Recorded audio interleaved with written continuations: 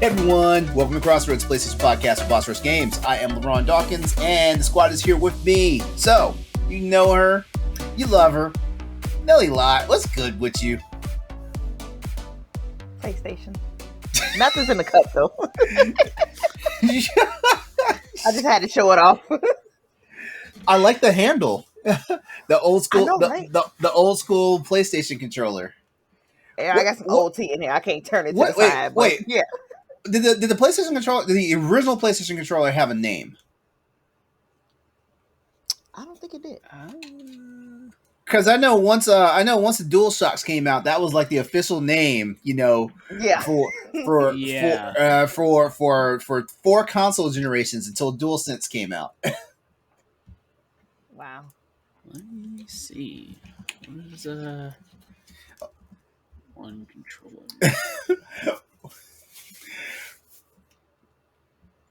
We gonna look it up. Yeah, he's looking it up right now. Because can we even call the show if we don't have our dearest Austin Campbell in the house of us? Okay, so it is the DualShock analog controller. That's the first DualShock controller though. That's the first one on Rumble because the original PS1 controllers didn't have Rumble. I want to say like they had analog before they had Rumble. Maybe they just called it analog. I don't know. Let's see. You know what's funny? Remember, like when you used to program a button to do automatic actions? Like if you had to spam a button, you could just program it. Yeah. Good old days. It was called the PlayStation Control Pad. That's all it was called. Yeah, that's boring. Oh God, I'm glad they moved on from that. The dual analog with the sticks. And then the DualShock came out, and then that what? How many years of fear did we have? Because like Sony didn't actually have a patent on the Rumble feature. Didn't that fear follow us for like 3 console cycles? Because remember that's how the PS3, the prototype PS3 controllers looked like batarangs because there was a debate about the Rumble feature. I don't see it on this article that I'm looking at, but actually this is just the PlayStation blog. I don't see where it says that, but yeah, 1998 DualShock got shocked to the system, and then 2000 was DualShock 2.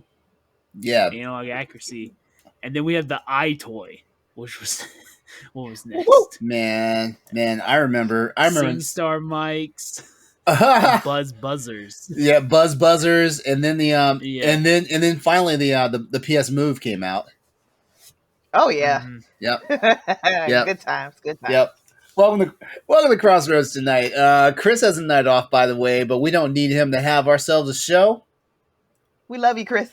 Yeah, just kidding. Well, Just kidding. Well, LeRon doesn't. LeRon does not. LeRon does not. LeRon, what? We did it for over 50 episodes without that guy. We are just fine. Nah, for real, dude. We love you, man. I don't know. I feel like the show feels a little unbalanced now. Like, whenever we don't have a full like 4-panel team now. I don't know. That's okay. We can pick on Austin. So we had last week off. So what's everybody been up to for the past couple of weeks? Even though I know we could have just chatted. We chatted with each other like for the most part, but what did our listeners miss in our lives? Me playing Perfect Dark for some reason. The Xbox. You don't need a reason. The one, pretty much the remastered version of the Nintendo 64 version. Oh, so you play on the Switch Online? Wait, no, that's not Switch Online. It's on Xbox. Okay. The rare replay. Yeah. Version. Yeah. Good times. Yeah, I love Perfect Dark. I really, really like Perfect Dark. I played that before I played 007. So it's like this is the Really? real this is the Yeah. real stuff. Yeah, that was the first. Yeah, that was I played Perfect Dark before I played GoldenEye. Even though What? GoldenEye was the first game though, right? Well, GoldenEye Yeah, was before Perfect Dark. Yeah, I think GoldenEye it was but was I before but I Perfect Dark. played but I played Perfect Dark before I ever played. Also, I was never really. I've never really been into first person shooters. So Perfect Dark was a sci-fi first person shooter. I was going to play that before I played a James Bond first person shooter. I love the gun reloading animation. They didn't have that in a GoldenEye. He just did one of these, Yeah, but like yeah. she just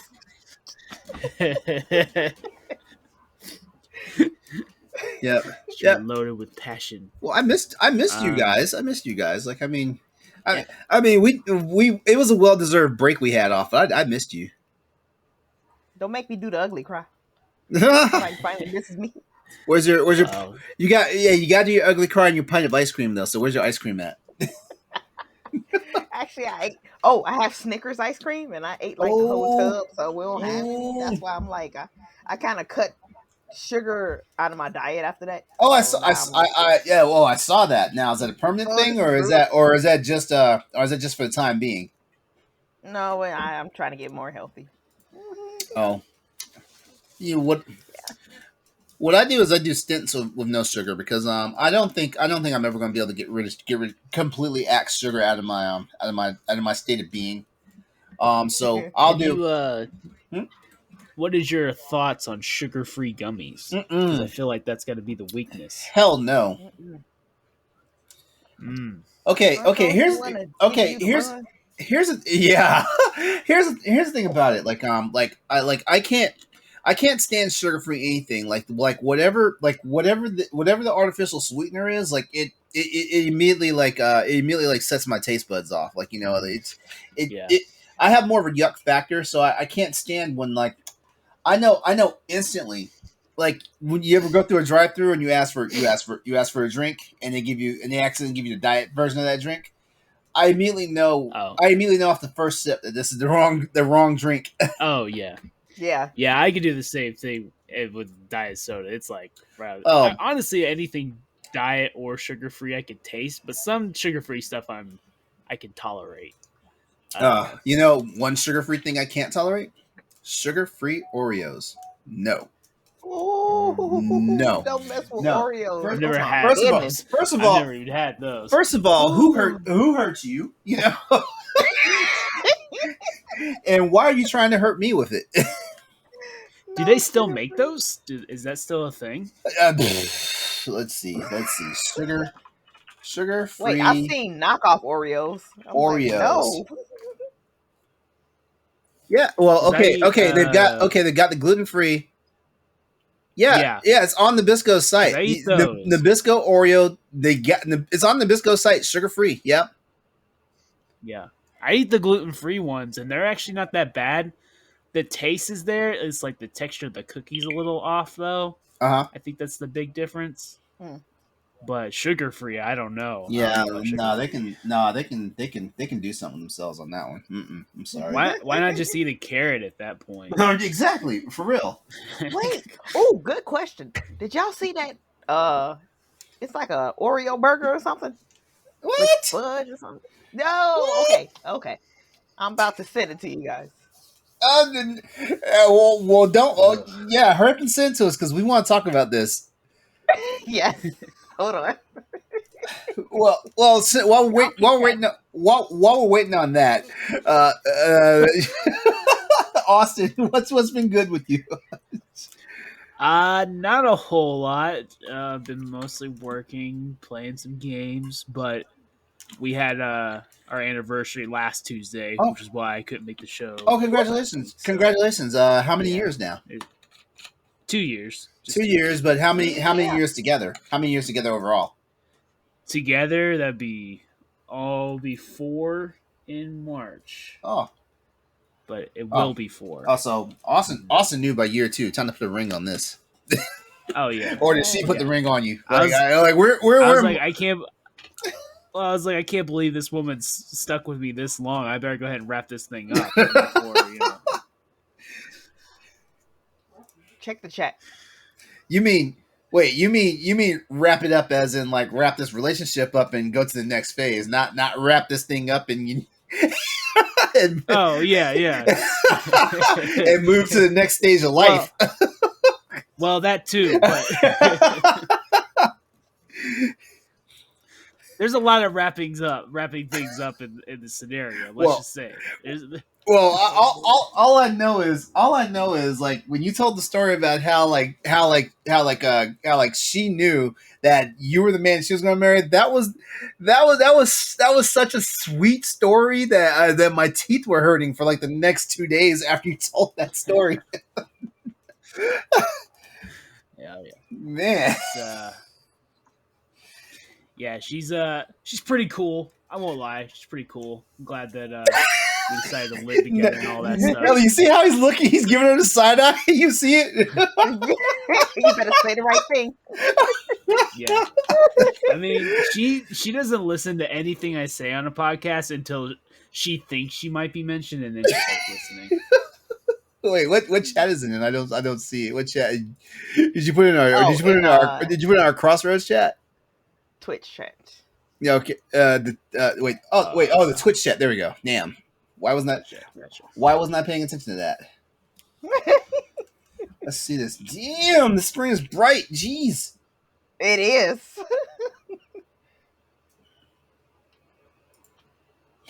The hell.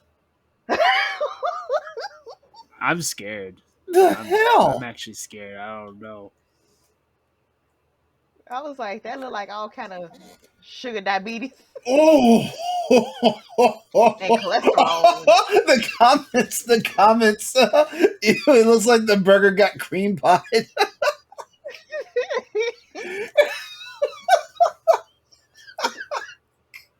Oh man. Okay, somebody said if we switch the Oreos, we'll swap the Oreos for pineapple. I mean, okay, I like pineapple on the burger. Yeah, I enjoy pineapple on burgers. Man, what is this? Death. I actually do. I don't mind pineapple on burgers. I've only had it once, but I was okay with it. I'm sorry. I don't know. I don't think I'm brave enough for this. No. As a matter of fact, I know I'm not brave enough for this because you know what? I'm one of those people. I won't even entertain the thought of eating a Luther. So there's no way in hell. This looks bad. That's too much. That's too much. I'm very confused as to what's on it. Yeah. this burger. Wait a second. Because I see the Oreo, I see the meat and the buns. I just don't know. Is that vanilla pudding? I hope in the middle. Is that ranch? I don't know. What's the sauce that's going on here?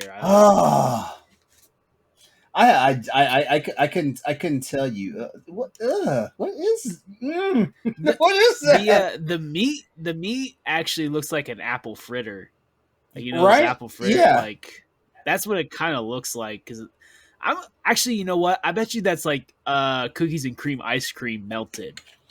That's still bad. That's what that's. That's still bad. What? Okay. I get it because like we eat our dinner, then we eat our dessert. And, like technically all that food winds up touching each other in your stomachs anyway. But no, not in the uneaten form first.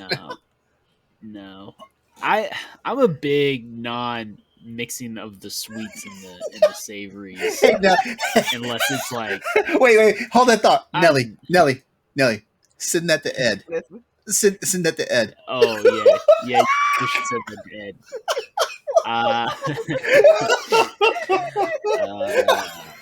Where's it? Let's see. I'm about to send it to the crossroad group. That's what I'm about to do. Who's up for the challenge? That's what it's gonna say. I tell you what, the devil works, but Crossroads works harder.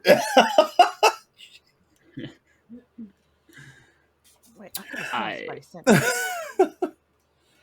right, y'all. Because I know the guys listen to the audio podcast are going to be like, "What is taking them so long to get the show started?" So, I'm sorry.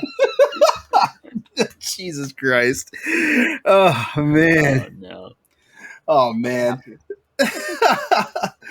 This is Crossroads, the PlayStation podcast of Boss Rush Games. Every week we come together, bringing you the latest in news. Why am I blinking on this? The script is right in front of me.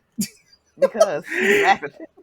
Every week we come together, bringing you the latest in news, rumors, games, and general discussion in the world of PlayStation. Crossroads airs on Twitch TV /Exodus803 Tuesday evenings at 8 p.m. Eastern Standard Time. If you can't check out the show, head over to Apple Podcasts, Spotify, or any of the other podcast locations to get to the show.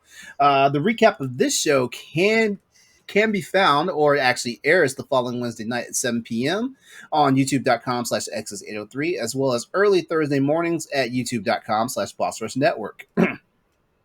If you want to see previous episodes of our show, all 58 episodes of Crossroads can be found on our parent website, bossrush.net. And if you like the show, please consider subscribing to the podcast and giving us a follow on Twitch. Remember to share, rate, and review us wherever you check out the show. Alrighty, everybody. What have we been playing? I want to say the last 2 weeks, but I don't know. I feel like you guys might have been thrown down, in y'all's time off. So, hey Nellie, what you been playing? Like I said, I've been playing Perfect Dark, so I'm having a good time with that. I forgot how fun that game is. Did they because I haven't played the Rare Replay, but you said it's remastered, right? Did they? Do you know if it's still the original music? Because remember that music, like when you were in the nightclub. It's the original soundtrack. Oh, it's okay, cool. Because sometimes they remaster games and they can't get the soundtracks back. Oh, you know what? I heard. What was it? I think it was GTA Lost and Damned. They can't get their pause music back. I heard they couldn't get the rights to that song back. I was like, what? Really? And I love that song. So, well, speaking of licensing, Metal Gear Solid games got taken off the marketplace for a little while, right? I didn't know. Yeah. Konami effed around and let the license lapse. Oh wow! Yeah, like they're back on all the games. Metal Gear Solid 2 and 3, and Metal Gear Solid 2 and 3. And then the PS Vita versions too. Oh. Yeah. Huh. Dang, wow. I was thinking about Metal Gear Solid 5. They have licensed music in the game that I feel like is going to cause a problem in the future. Well, I think 5 was safe, but definitely 2 and 3 had a problem. Which is crazy because I don't remember there being actual maybe I'm not sure if it's licensing because of the music or if there's something else like the license or the copyright or whatever for Metal Gear like I don't know. I'd have to look into it. But I saw it and I was like, ooh, this is kind of fishy. Surely though, Konami is going to get that all figured out. Whereas you still have Lord of the Rings games that have been just taken off. Like the Lego Hobbit games, the Lego Lord of the Rings games have been taken off the stores because they lost the license, which is why I've been telling everybody play Shadow of Mordor and Shadow of War before it goes away. Really? For some reason, because Lord of the Rings is weird. Yeah. I don't know if they would lose the license, but you definitely want to play those games before they go because they're great games. Okay, here it goes. And actually, go ahead. I was going to say, actually, I want to correct that. It's the Battle of Gay Tony. I heard they lost. No, that game had some of the to the pause song. What was the pause song? It sounded like Phil Collins, but it wasn't Phil Collins. It was some underground band. So I heard they had to switch it. All right, so here it goes. Multiple HD versions of Metal Gear Solid 2, Sons of Liberty, and Metal Gear Solid 3 Snake Eater were being temporarily removed from the PlayStation Store starting today, that was yesterday this happened. As Konami works to renew the licenses for select historical archive footage used in the game. Ooh. This means the games in question will no longer be available for purchase for a confirmed span of time, and a quick scan of the PlayStation Store suggests they've already been pulled in the UK at least. However, while the publisher doesn't make note of it in a press release, we assume you should still be able to download and play the titles affected if you bought them prior to today. The games removed from the store as of yesterday were Metal Gear Solid 2, the HD edition for Sons of Liberty, the HD edition for Metal Gear Solid 3, Snake Eater, and the Metal Gear Solid HD edition, which was basically the collection of both games on the PS2, PS3, and PS Vita. The Metal Gear Solid HD collection had also been removed from PlayStation Now. Wow, because isn't that like a fixture? That game has never been off of PlayStation Now, if I'm correct, right? Yeah. Thank God I got the high def or HD collection for 360. All right. We sincerely ask for your patience and understanding as we work towards making these products available for purchase again. Thank you for your continued support on the Metal Gear Solid franchise. Konami continued. Games in the series have repeatedly used historical footage of wars to help ground some of its more ambitious plot points, and it's these tapes Konami will be trying to renew licenses for. Man, so it's not like a music thing, and you know what's crazy? What's crazy is I thought historical footage didn't have like a license. I thought that was like free. I thought that was like free access stuff. All I know is Konami needs to fix this because Metal Gear Solid's the only thing they have. Maybe because it's different countries. If it's historical footage, do different countries have different licensing? I still thought that shouldn't have been a problem. How about when museums and stuff use historical footage? I thought that was still like free reign, just like classical music is free reign. Don't fret, guys, because the best Metal Gear Solid game out there is still available, which is Peace Walker. That's right. I said it. Peace Walker, PSP, right? No, Peace Walker. That was the actual game because I'm thinking Portable Ops PSP because I'm thinking Portable Ops 1 and 2. Which that was a fun card game. I don't care what nobody says. Yeah. Those were yeah. Nellie, anything else you've been playing? PS4, PlayStation 4. No. I do one game at a time because that's all I got time for. Oh well, like Austin. Yeah, Austin's a quitter. He put Valhalla down. I don't blame him. I don't blame him, but he's still a quitter. I'm not a quitter. Wait, somebody beat it though, didn't it? I don't like to waste my time. Somebody beat it though, right? Chris's wife beat it. Chris's wife, yeah. That's why I was like, wait a minute, Austin, come on now. Listen, she's a better person than I am. I'm willing to admit that, even though I've never met her. Both him and his wife, they went to college for history. So history buffs, yeah, they're gonna do something, especially if it's supposed to be patterned after real life events. You know, they're gonna do the damn thing at least. You know. Yeah. No, I'm glad other people enjoy it. I just could not enjoy it. Austin sounds so salty. I just couldn't enjoy it. If I don't enjoy the game, I'm not gonna keep playing it. I'm not gonna keep playing it. Right. Don't be so sour. I started. That was a while ago, but I guess now, since the last time I've talked, I think I'm still in the same game. Prey, and man, it is a good game. I can't believe I waited this long to play it. It is annoying. It's absolutely annoying because I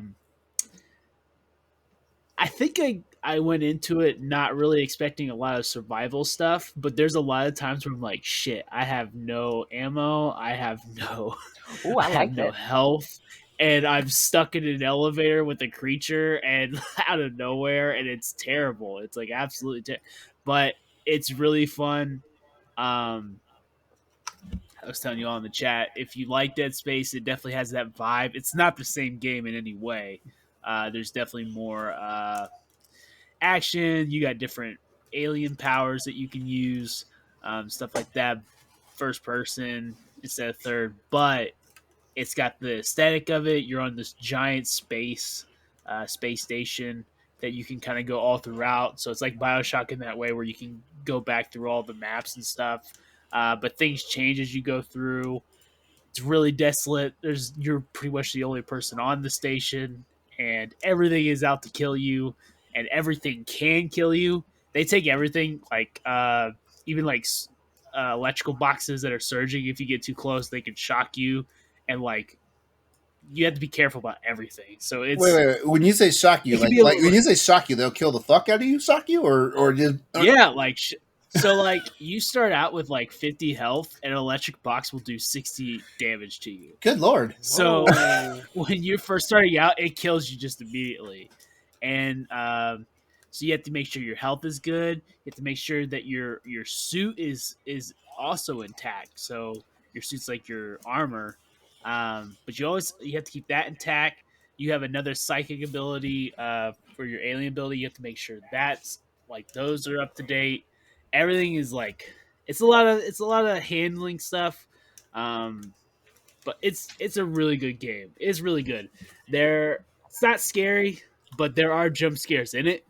It definitely got me one time when I wasn't expecting it. I was like, "Oh crap!" So, I but like a good jump scare. yeah, it's a really good game. And so that's really all I've played. I've been playing Cold War as well, but I hoping to get Vanguard soon. But I'm still in the process of maxing out all my weapons, so hopefully I'll get that done before soon. I don't have very many weapons left to do, so. Cool. But yeah, that's it for me. That's it. Okay. Yeah.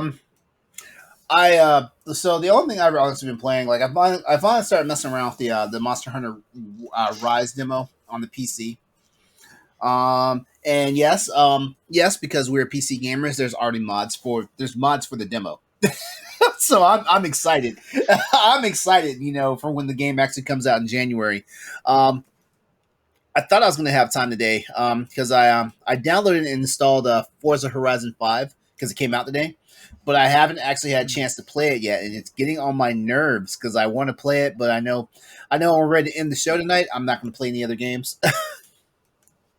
Yeah, I really want to wait till I get a Series X to play that game because just watching it and then I don't know if you heard Corey's woes about playing Guardians of the Galaxy, like noticing a big difference between the X and the S. Yeah, he talked about that last. So now I'm like, man, I gotta play Forza on the X because that game looks gorgeous, too gorgeous to not to. Well, I'm actually playing it on the S because I have a PC. So, I mean, I'm sorry, X. I'm sorry, X. Well, yeah. I mean, or my PC is not even an S at this point. So actually, you know what? When I put it on the medium, it was chugging. So I do need to play this game because I need to see if it's got like ray tracing and DLSS capabilities and all that stuff. I need to see it. Mm-hmm. So, Woo, that got bright. But yeah, that's about it for me. Like last weekend, the boyfriend and I went out of town. We went on a trip. I'll show you guys some pictures of it later. Yay! Are they on the OnlyFans account? Like, can I No.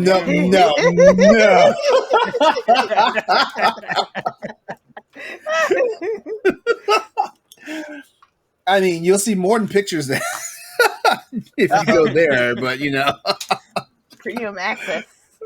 That's what I subscribed for. Yeah, so that's everything that we've been playing these. Wait, that was it for the past 2 weeks. Like that's like you guys were pretty conservative. Yeah, I got homework. I'm trying to think if I did play Knockout City for a little bit. Oh yeah, because that was the free PlayStation Plus game. I forgot about that because I didn't play for very long. It's fine, but it's not my type of game. It really wait. So it's not that awesome game that Nintendo Power Block people were talking that it was.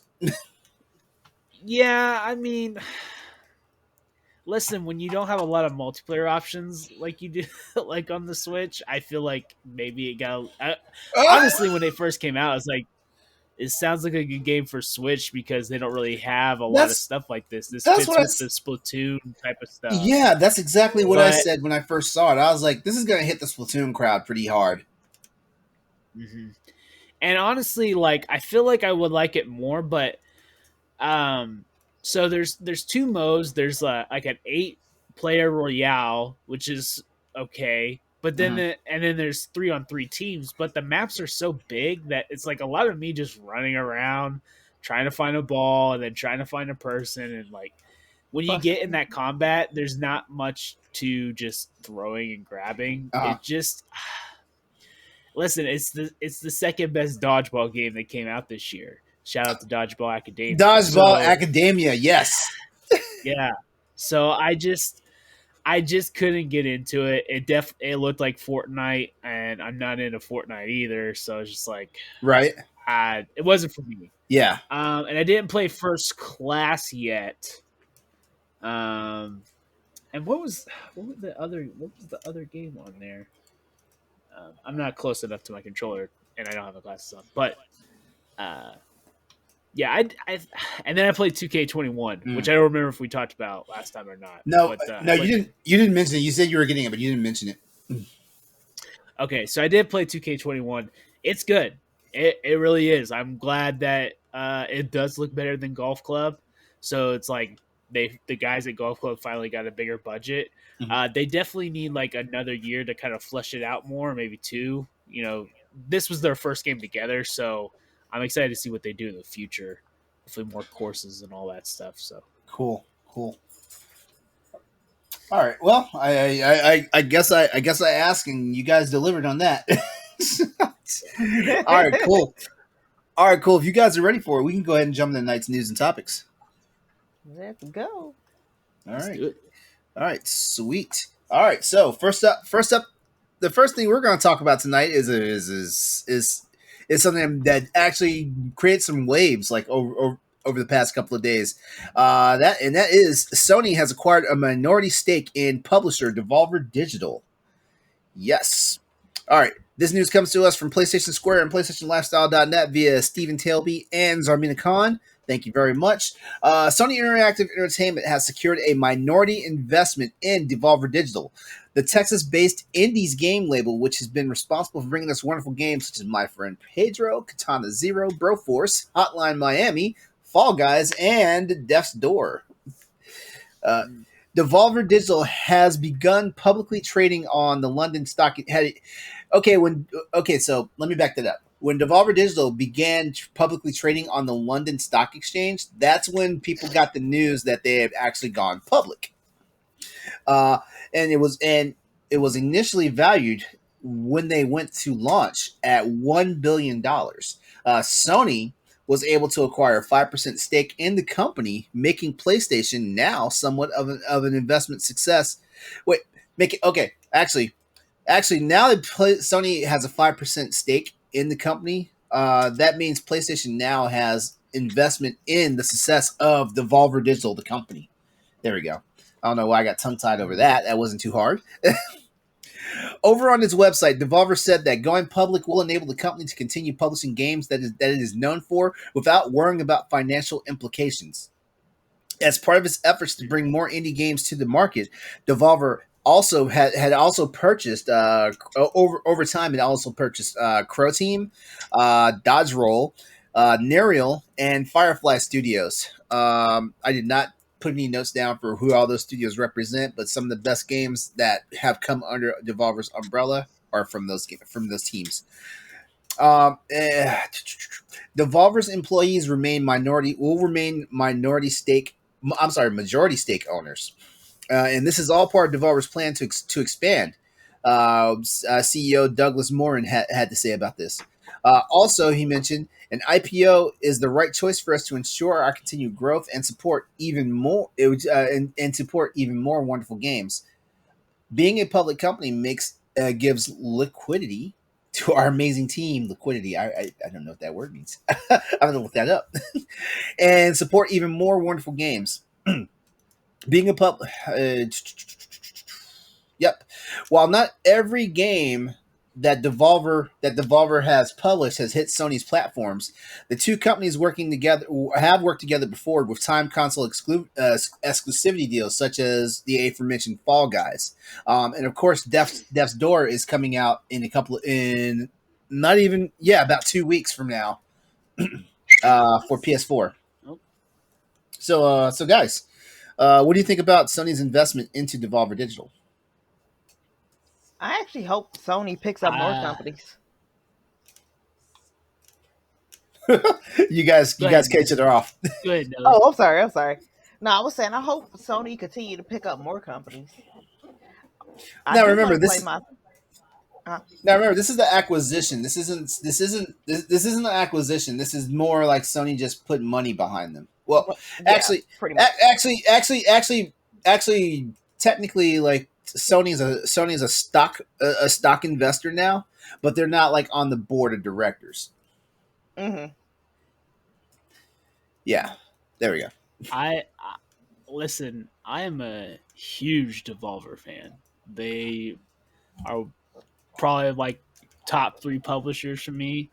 And now that Bethesda's gone, like PlayStation needs to get one of my other favorites on here. I love Devolver games. I think they're just super creative. They just do whatever they want. Austin's gonna melt into a puddle of putty if they ever say like Ken Levine joins Sony Interactive. Oh. I mean, I don't know what a Ken Levine Devolver game would be, but I mean, I know this is just a 5% stake, but at least this sounds like, hey, PlayStation's like, hey, we want to invest in you guys. Maybe this counts as exclusive games for PlayStation, which would be awesome. I want as much Devolver as I can get. Hotline Miami, Ollie Ollie, Downwell, Broforce, all those games. Yeah. They've had so much fun. They have an impressive, like, the company Devolver Digital has an impressive portfolio of games and stuff like that. Like, I mean, most modern gamers have at least played one of these games. I mean, crap. Like even going back to like the Serious Sam, games. Mm-hmm. Yeah, modern gamers have played at least one of the games under their umbrella. I'll say that much. And I think PlayStation saw how much of a success Fall Guys was when it was this PS Plus game of the month. Yeah. Which still has not come to Xbox and Nintendo, which I'm kind of shocked about. But really, because it's supposed to be coming. Wait! I thought Switch already had it though. I know it's coming to Switch, but it's not there yet.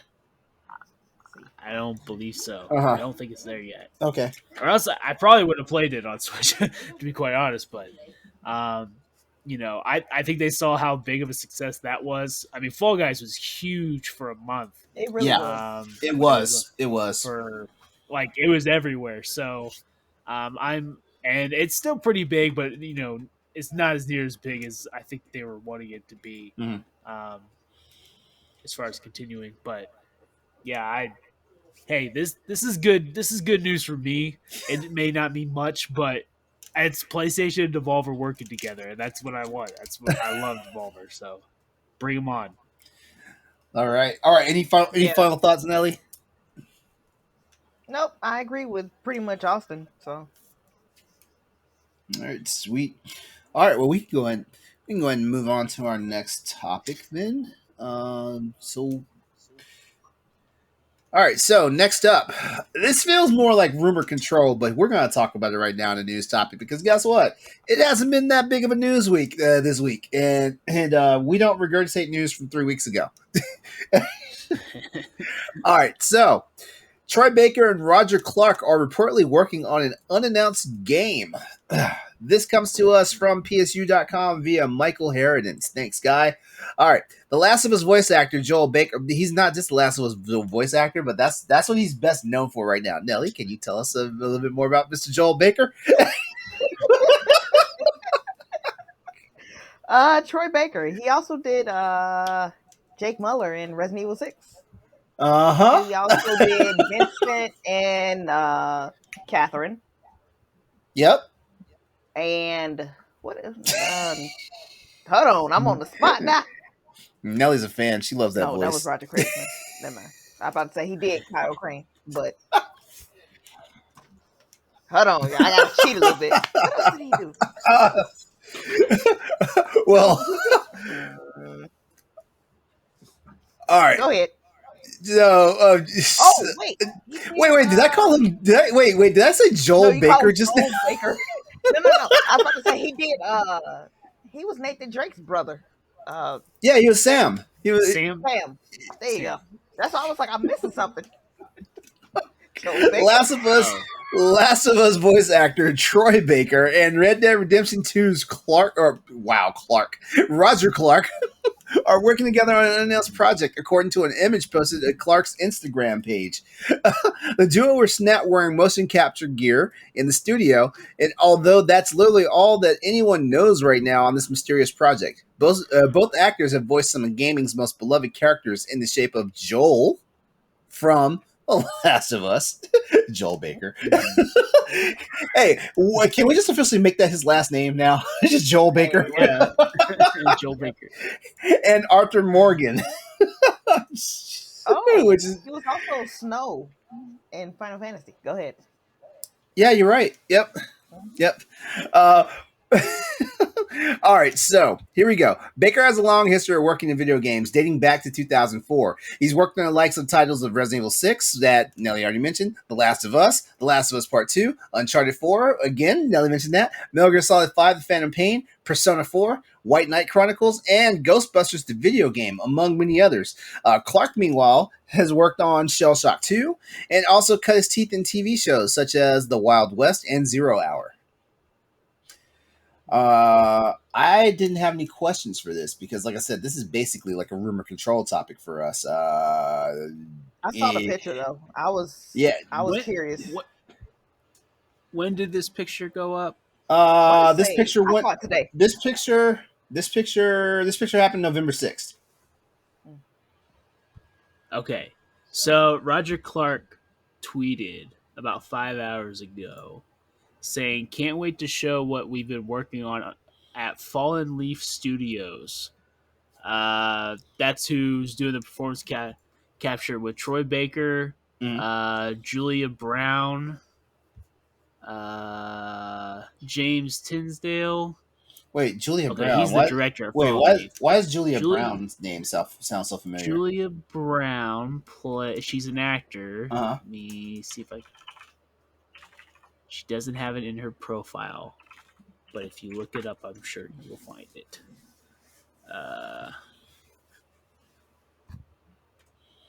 Okay, so I don't know. I know it's a rumor, but supposedly the game is called Fort Solis.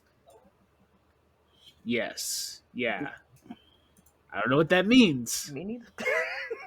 But I'm just excited to see Troy Baker again and hear Troy Baker talk. Yeah, so it seems like I'm trying to look more into this. So James Tinsdale is the director at Fallen Leaf Studio. And it looks like I'm trying to see what games he's worked on. Looks like he does Warhammer games. That's what he has done. So maybe this is his own solo endeavor here. Interesting.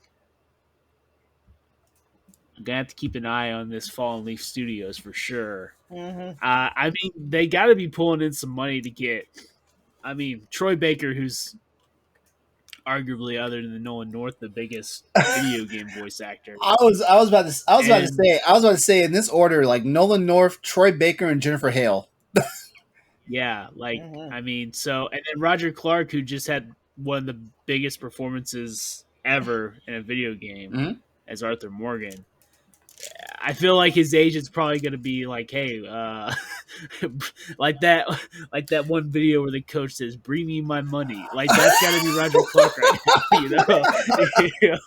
now, like I feel like. Speaking of Jennifer Hale, like we need, did you guys remember, like you guys remember watching the E3 with the women in gaming panel? But it was a different side of it because it was more like women in production or in the actual industry versus like just women in gaming.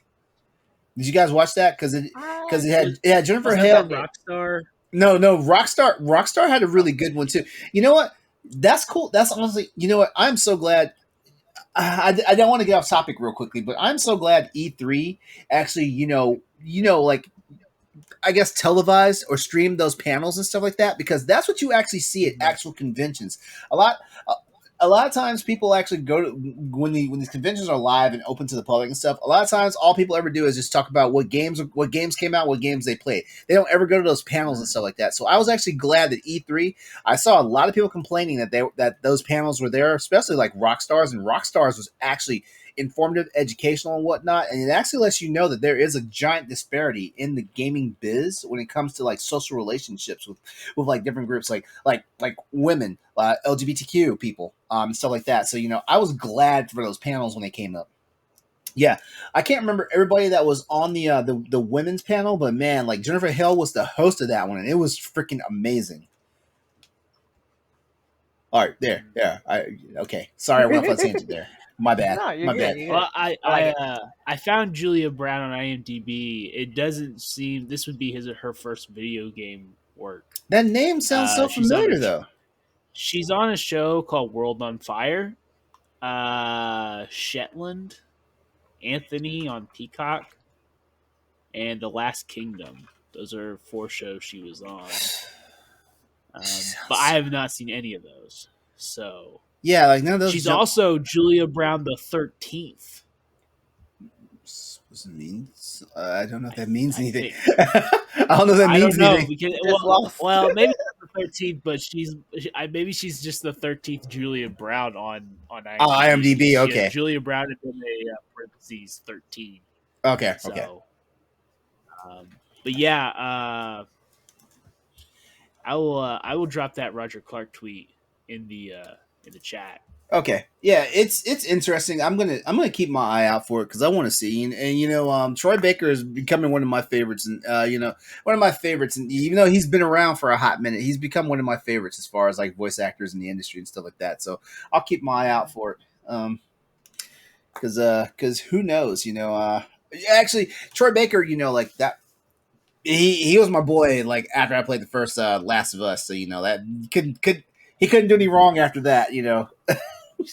Oh yeah. I'm trying to think if he could do a Southern accent. I don't know if Troy Baker's played like any Southern, like I don't know, because all I know for Roger Clark is Arthur Morgan, where he's a cowboy. Yeah, I don't know if Troy Baker has that Southern accent going on. By the way, he played a pretty good Joker. Which Troy Baker. I was a little skeptical. Yeah, because Mark Hamill's Joker. But he knocked it out of the park. He did well. He was also Shinnok in Mortal Kombat. Yep. And he's also the voice in Saints Row. Whose voice? Troy Baker's list is whose voice? Huge. One of the male voices, the main characters. I think he's like voice 1. I mean, shoot. Let's think about this. Let's see. Like I'm on his IMDb right now. Like you see, he's Breon Markov in Young Justice. Why did I never get that?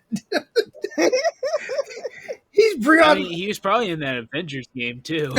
Now I'm thinking about it. Pagan Men in Far Cry 6. Oh, well, that's a spoiler. He's done. Oh, actually, no, that's not really a spoiler because that was on the DLC. He did work on American Dad. He's been on Rick and Morty. He's Kai Lang on freaking Mass Effect. What? Oh my god. He was the voice of Ma in The Medium. Simon Krieger in Spider-Man Miles Morales. Jeez. Oh, here we go. Bruce Banner, Marvel's Avengers. Yeah. I mean, this dude never stops. This guy never stops. Yo, man. He's... Nolan Northfair, look out.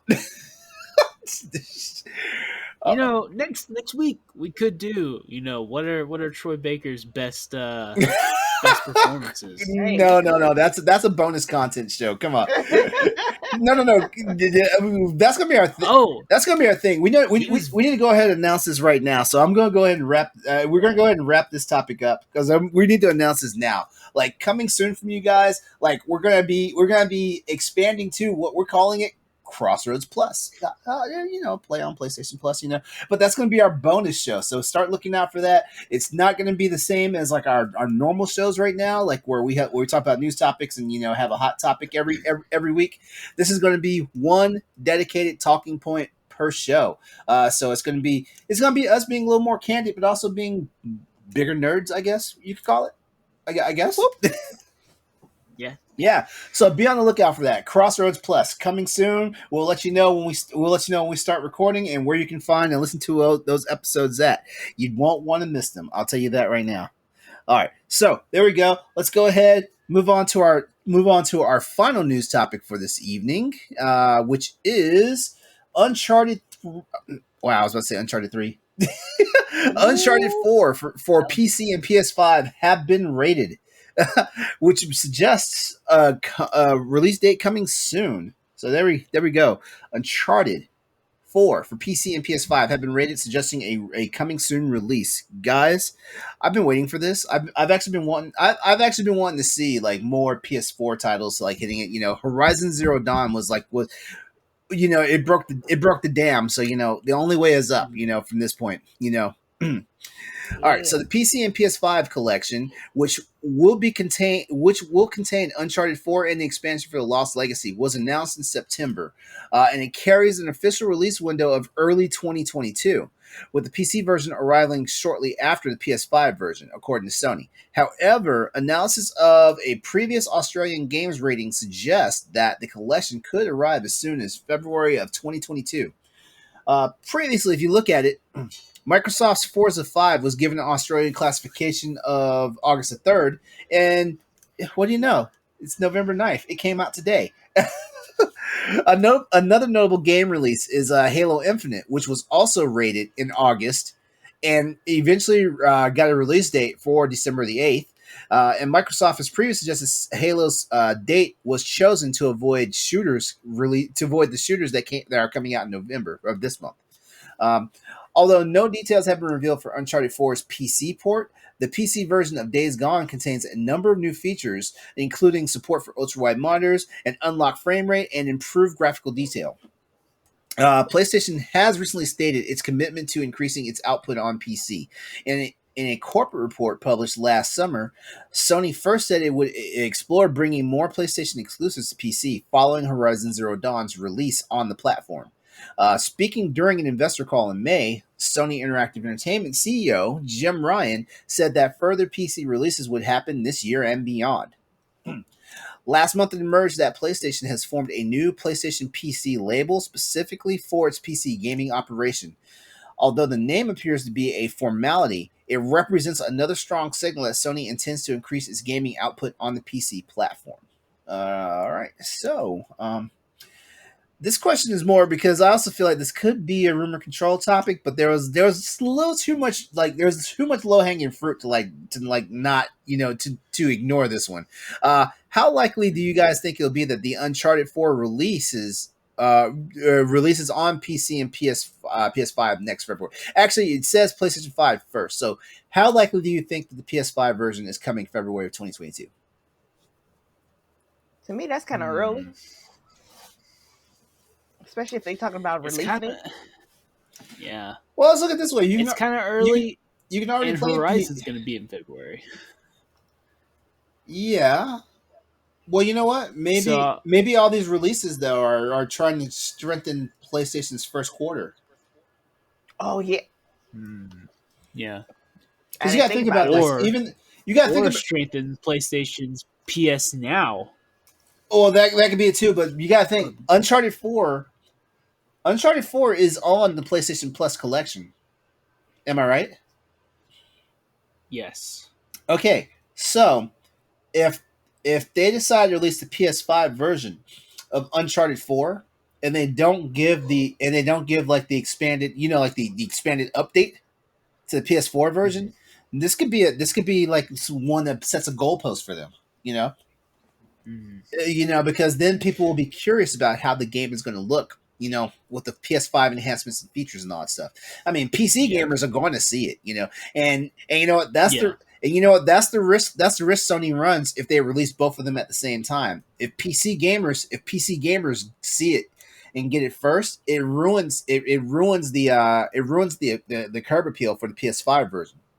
But if you're because ultimately what's going to happen is, like, no matter what features you get on the PS5 version, the PC version is always going to look better, crisper, perform cleaner, and stuff like that.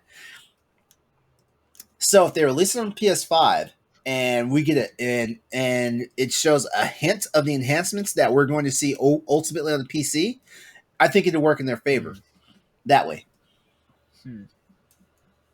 I mean, PS5 and Xbox Series X enhancements are no slouch anyway. Honestly, I mean, you've got fidelity mode and you got high performance mode. Fidelity mode is with ray tracing, and it's got the smooth cap frame rate of 30 frames per second and stuff like that. Whereas performance mode, uncaps the frame rate, puts it up to 60 frames. Even though I have heard that variable frame rate is probably the next thing they're working on getting for PS5 in a future firmware update.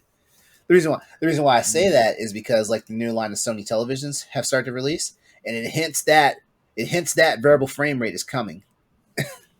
Ooh. Yeah, I'm shopping around for a new television.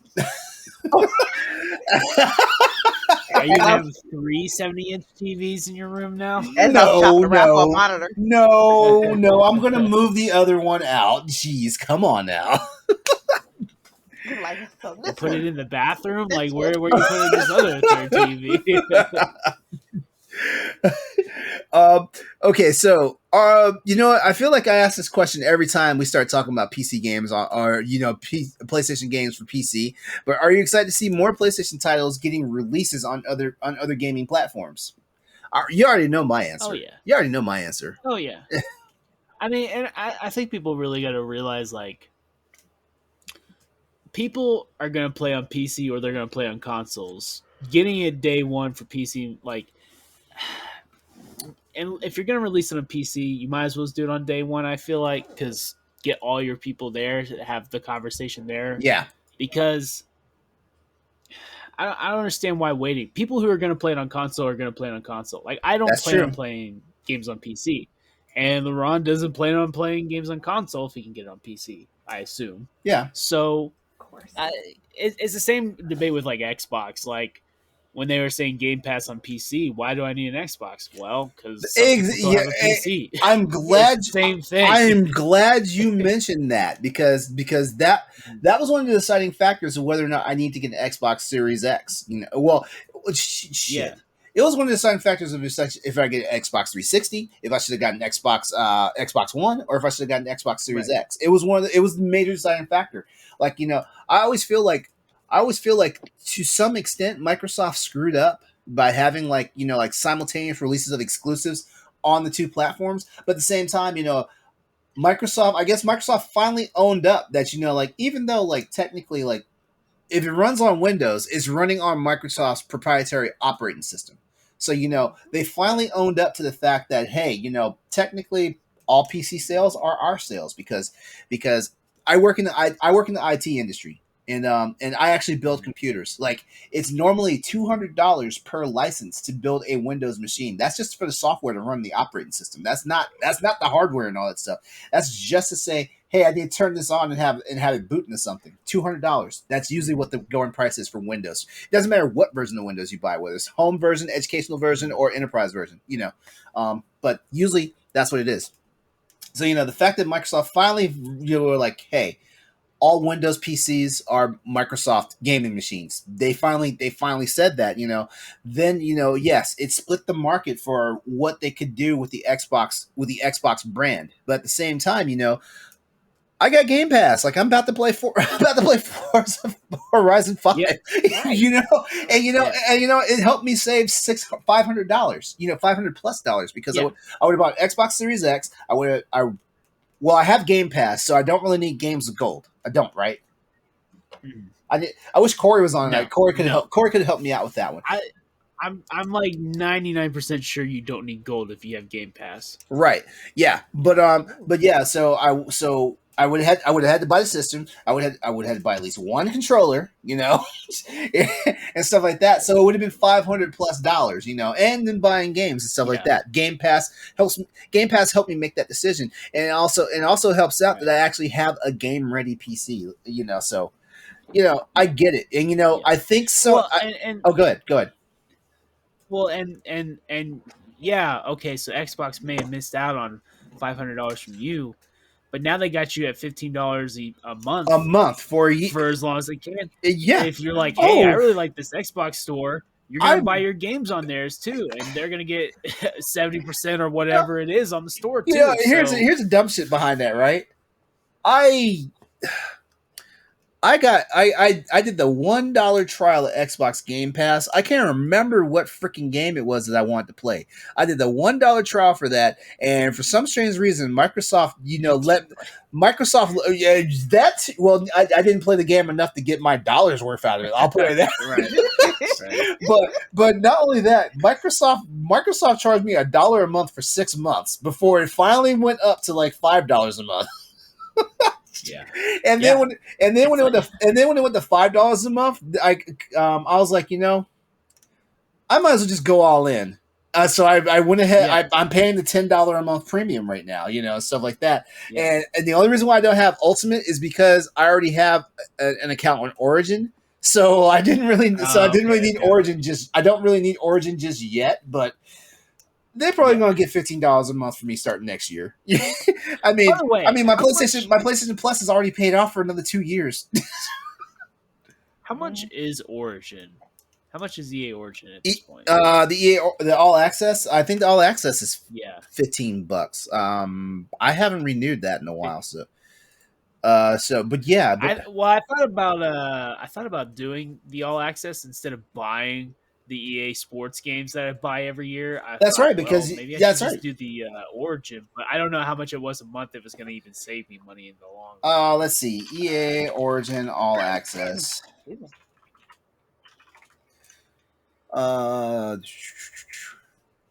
Let's see. That's the other thing too. I need to actually sit down and pay attention to like what's charged to my credit cards. Oh no! Because I know for sure. Like I'm getting nickel and dime and stuff. I got the Disney Plus Hulu package. That's that, and I'm getting the no ads version. So that's $20 a month. Netflix, I'm getting the HDR package. That's $18 a month. I'm on Game Pass. Come on, guys. 4K HDR television. Come on, guys. Oh, well, I'm not shocked that you got it. I'm just I forget about all these upcharges for the HDR. Yeah. Shoot. What else? I got YouTube Premium. That's $10 a month. What else? Huh? Is that you know what? To me it is, because you know what? Even though technically, so I actually got. Because I'm an Android user, like Samsung gave me some weird ass promotion where I got like 4 months of YouTube Premium, for free. Yeah. For free. And then but of course, for all this free stuff, you always have to attach a credit card to it, right? Because I have to verify they have to verify you're a grown human being, yeah. So I'd forgotten about it, but I've been using it. Like I appreciate not having ads in every time I start a YouTube video and stuff like that. And things like that. So in my opinion, like it was worth it. It was worth it because YouTube has got Google and YouTube have gotten good to the point where they know when you're running an ad blocker in your browsers now. So there are some videos that you hit that it will not play because it detects your ad blocker. And stuff like that. So it was starting to be a pain. It was starting to be a pain in my ass, and also, like I have some friends who work on the digital side of stuff. So, like they deal with SEOs and like click throughs for, to generate revenue and stuff like that. They've been bitching me for the longest. Why are you running an ad blocker and stuff like that? Because I can't stand commercials. That's why. Shoot, there's a reason why. There's a reason why I don't have cable anymore. I can't stand commercials. Yeah. Sony I know what I want to buy. You don't have to tell me what I need to buy. I know what I want to buy. Exactly. I mean, if I need something, tell me what I want to buy. All I have to do is just leave my mic open on my phone or my tablet, and then I'll just get bombarded by all the. Yep. Like, damn, McDonald's sounds good, and then when you open Twitter, it's gonna be a McDonald's. An ad for a $2 fillet of fish. Come on, we've seen those. Yeah. Yeah. So I mean, that's what it is. So like in all honesty, like the money I'm spending on this stuff, like it pays off and stuff like that. And like I feel like I got into an argument with some of the greater people on Boss Rush because like when it came down to it, I was like $50 a year for for Switch Online stuff was too much for me. Mm-hmm. I enjoyed the $20, the $20 single use fee, and I was one of the people that predicted that was going to be $35, at the most for single, and it wound up being 50 and 80. I was like, ooh, this is a tough pill to swallow. Yeah. You know what? And I'm not even trying to be that person, but Nintendo's online feature, terrible. They need to do something with that because I get kicked off so much. I'm like, Nintendo is on one, because that's the other thing too. Like I played because when I was playing Monster Hunter Rise, like it relies on Nintendo's online platform, and I would get dropped, at random times, like, and I was getting dropped on multiplayer. So and here's the thing about like getting dropped in multiplayer, like. Not only does the game lag out for a moment, like even if the game is playing perfectly in the time that it drops, like you don't always get credit for the damage that you're doing to the opponents and stuff like that. So like sometimes while it's dropping and like reestablishing itself and stuff, like I'm running battles for like a whole minute doing damage, and it's just padding my time. It's making my time longer because like the game has to catch up to what I did and all that stuff. Yeah, like I mean, right. We. I feel like we bash Nintendo a lot for this stuff, but Nintendo, you're the number one video game company in the world. Get your shit together. And I'm like this. Don't be threatening to ban me when y'all internet connection is like y'all servers are just gobbledygook. I hate it when games do that. When it's like it's because of the servers or whatever. You get and they're like, "Oh, you're timed out." You're timed out. That's what I hated. Yeah, Overwatch did that so much. Yeah, it was like, because I would play League in Overwatch, and the server would go out, and everyone's like out for like 5 minutes now, and then if you did it again, it'd be like 20 minutes, and then it was like, all right, well, I'm not gonna even play you anymore, because eventually you get like day bans and week bans and all that, and I'm like, I'm out. They do it with Splatoon a lot. I'm like, for real, bro. Let's see. I was trying to while we were talking about this, I was trying to find like the price for EA Ultimate, because it's called EA Ultimate now.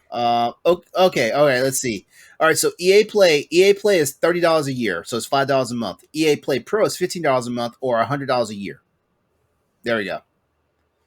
$100 a year. Yeah, and let's see, with Play, with just the basic one that's $5 a month, you get to play new releases up to 10 days before they launch, and up to 10 hours of that time. So like you can play 10 hours of new releases, right? Before they launch, and then after they launch, of course, like you can play it whenever you want to. On Pro, you play 10 days prior to launch, and it's unlimited. So you can literally play and beat the game in 10 days if you got it like that. Okay. I'm sorry. Well, wait. I said 10. I said 10. If I buy, yeah, go ahead. Well, like that $100, if I get that $100, that pays for Battlefield, that pays for Madden. Wait, you know what? Anything after that I buy for EA would be. Hold on, because I just realized something. Because like if you get Game Pass Ultimate, you get EA Play Pro. I just need to go ahead and spend that $15 a month. It's time. It's time. It just boils down to it. I need to stop. I need to stop playing around. It's time. I don't know if you get that with Game Pass, because what it is you'll get like the early trials, but you still have to wait like 6 or 7 months before you get full access to the games, if I remember correctly. Because I was like, man, I could just play. Even though I like to get trophies, I'm like, man, I could just play Madden on my Xbox and then just keep Game Pass. But oh man, see you can't do that. They're doing me dirty right now because I went to Game Pass page just to see about the upgrade. I can get the first month for $1. Oh my god! Again. Oh yeah. This is how they do you. Just one. Just one. I said we know you're gonna buy another 70-inch TV. What's $1 to you? What's $1? All right. So anyway, wow, man, we ran this news bit to death, didn't we? we got off on a crazy tangent, and we haven't even talked about the new and noble games yet. So you know what? Let's go ahead. We can breeze through that because new and notable games, like it's not a loaded week, but man, it's a loaded week for somebody if they love their wallets. Let's put it that way. All right, so next up we've got the new and notable games for this week, the week of the November the 8th to the 14th, and like I said, it's kind of a big deal if you actually love your wallets. So, all right, so let's do this right. All right, so we got GTA Trilogy, Jurassic World Evolution, and Skyrim. Oh my. Yeah. The Grand Theft Auto Trilogy is clearly the big release of the week, but it's flanked by some other big names, namely Jurassic World Evolution 2 and The Elder Scrolls V, the Skyrim Anniversary Edition. So here's the rundown of the new and notable games for PS5 and PS4, releasing this week in physical form or in digital form on whichever store or wherever you decide to get it at. Already released yesterday was Blue Reflection Second Light for PS4. Not quite sure what that is, but for today, some anime. Oh, it's an anime. Oh, it's an anime game. Okay. Very, very anime game. Okay, all right. For today, November the 9th, we had releases for Airborne Kingdom on PS4, Bunny Factory on PS4, Jurassic World Evolution 2 for PS5 and PS4, and I know you'll like this. Tiny Tina's Assault on Dragon Keep, a Wonderland's one-shot adventure for PS4. I either heard about this and forgot, or I didn't see this at all. Mm-hmm. So is this? I'm assuming this is like maybe a demo mission to the game in the future. I don't know. I gotta look this up. I really don't know, but I know this. Like it came out for they gave it to us for free on the Epic Game Store. Yeah, so that might be how I preview it. So I may have to download something on my on your laptop. Oh, okay. So they do this again. What is it? They do this again. Explain it. So it's a Borderlands 2 DLC, which when they did Borderlands 3, they had another. When they did Borderlands 3, they released Borderlands 2 DLC out of nowhere. Okay. It's like to build up for Borderlands 3. Uh-huh. And so this is like hold on. Austin's about to fall down a rabbit hole. Oh no. Okay. So this is the deal. Okay. So this is the same DLC that was on Borderlands 2 that inspired the game, but they released it as a standalone, so I think everybody can play it. Okay.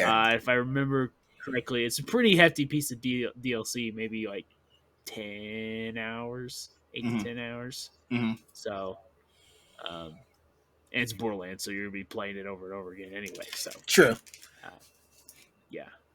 Okay, right. Yeah, it's $9.99. So that's what it is. Okay. Thanks for straightening us out on that. But I'll probably check it out because, like I said, it came out for free on EGS, so I'll probably check it out. And then on Thursday, November the 11th, that's where the big boys are at. We've got the Grand Theft Auto Trilogy for PS5 and PS4, as well as the Elder Scrolls V Skyrim Anniversary Edition for PS5 and PS4. Let me ask you a question. How many more times are they going to keep throwing Grand Theft Auto and Skyrim at us. Hey. Let me tell you, I'm probably gonna buy Skyrim again. I'm just telling you right now. I knew it. GTA. You know what? You know, here's a question for you guys. Like, I'm thinking about getting the GTA Trilogy for the Switch. Well, actually, never mind. I'm not getting the GTA Trilogy for the Switch because tail on you. No. The reason why these games, in my opinion, these games would be perfect to play on in the portable environment for the Switch. They would be. But my problem is, and this is also something that's irking me a lot about getting games on the Switch. You get these bundles and they'll give you one game physical and the rest are downloads. I don't like that. Ooh, I don't like that. GTA 3 is the game you get on the physical cartridge. Vice City and what was the other game? San Andreas. San Andreas, Vice City and San Andreas. You gotta download those. You gotta redeem a download code for those. Man. I'm not a fan of that. I would rather buy them separately at full price. And you know what? There's the argument for that too. A lot of people say they would rather do that because they want a physical version of those games, but they're not offering that. So there you go. I really want a physical Vice City, which, by the way, San Andreas you could play free on Game Pass. Vice City you could play on PS Now. I'm pretty sure that's the way they divided it up. Wait. What Grand Theft Auto is on Game Pass? Because I think it's just on consoles. I think San Andreas is on Game Pass.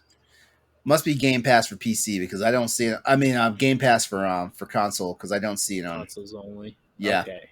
And then I believe Vice City's on PS Now. Okay. If I remember correctly. I have my originals. So. Oh yeah. I think Vice City's the best of the three. But I don't know. I love them all. Don't make me choose. I legit just need to play them, because I think I told you the story of this a couple of weeks ago. How like I had a roommate that loved Grand Theft Auto 3, and I used to work second shift at the shipyard. So when when I went to bed and stuff like that, I needed my sleep, and this dude would wake me up in the middle of the night sometimes because he just had like the most epic thing happen on GTA 3, and that kind of soured me to the entire Grand Theft Auto. Yeah. You know what? I kind of have that same thing with GTA 5. Even though it came way before I lived with my roommate at the time, but he would constantly talk about stuff that they did in GTA 5. He's like, you should play it with us. I'm like, no. I think I'm good. I think I'm good. Man. I'm fine. But I mean, these games are. I Switch might be a good spot to play them, but I like just the kind of stuff they did to like revamp the graphics and stuff. Mm-hmm. I don't know. I think I'm gonna pick them up because I've never played 3. And I never finished San Andreas. Vice City's the only one I've really played through. I played Vice City. I played all 3 of those. Well, actually, no, I didn't play San Andreas at all. But I played 3 and I played Vice City. I damn near beat Vice City. Like I said, GTA 3. I have a contentious relationship because of my roommate. San Andreas, best soundtrack. San Andreas has got the greatest soundtrack. Oh hell yes! Oh hell yeah! Snoop Dogg and the Riders of the Storm remix. Wait! On there. Wait! Isn't that? No!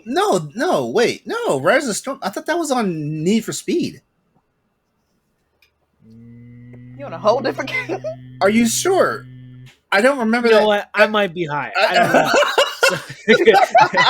I don't remember that. I don't remember that song being on a Grand Theft Auto soundtrack. Oh, that was Need for Speed Underground. Yeah, and Underground too. Listen, Listen, I get all these games confused. Okay, racing's involved. I just like the song. Okay.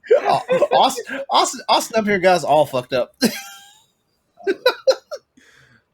Listen, Riders on the Storm could have been on Skyrim for all I remember.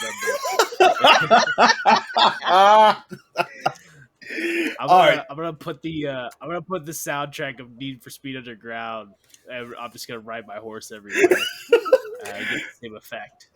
Okay, so all right, so Nellie, so when it goes to the question of which of this week's releases has you most excited, Nellie, you're saying the Grand Theft Auto trilogy, and Austin, you're saying Skyrim.